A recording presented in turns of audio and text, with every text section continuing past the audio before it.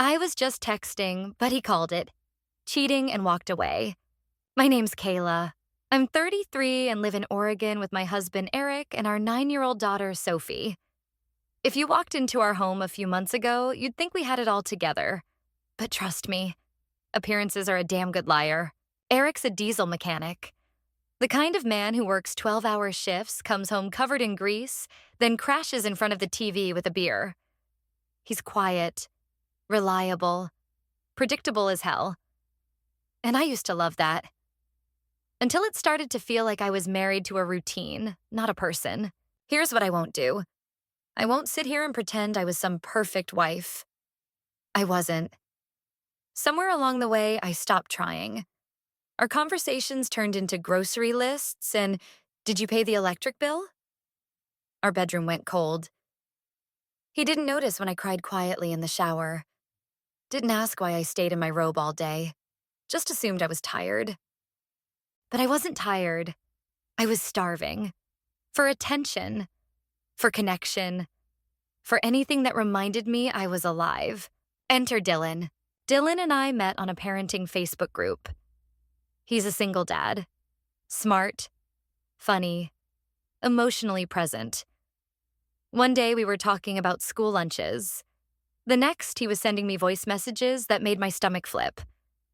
He didn't know I was married at first. I didn't correct him. We never met in person. Not once. It was all online. DMs, late-night texts, a couple of flirty selfies I definitely shouldn't have sent. It felt harmless, until it didn't. One evening, while Sophie was watching a movie, Dylan sent me a video message. Something sweet. Something stupid. I laughed and replied without thinking, until I heard Eric's voice behind me. Who the hell is Dylan? I turned. He was standing in the doorway, holding my iPad. I'd forgotten to log out of Messenger. I froze. You know that feeling when your stomach just drops? That. I tried to talk my way through it. Told him it wasn't physical. Told him I was lonely, bored, desperate for someone to talk to. But all he saw was betrayal. He didn't yell, didn't throw anything. He just looked at me like I was a stranger.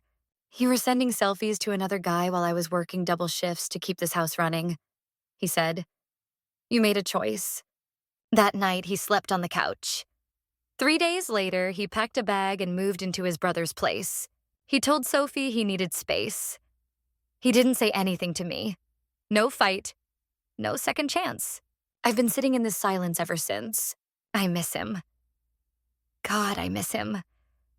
But I also can't lie and say I didn't feel alive talking to Dylan. And that's the part that haunts me.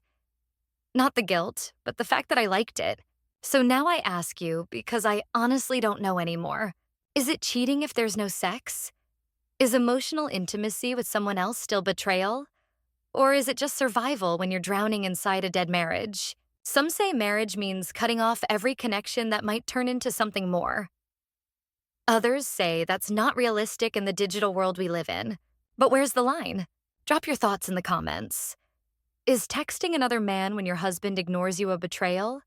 Or is it just a symptom of something already broken? Let's talk. I want real opinions. Not sugar-coated, not polite, just honest.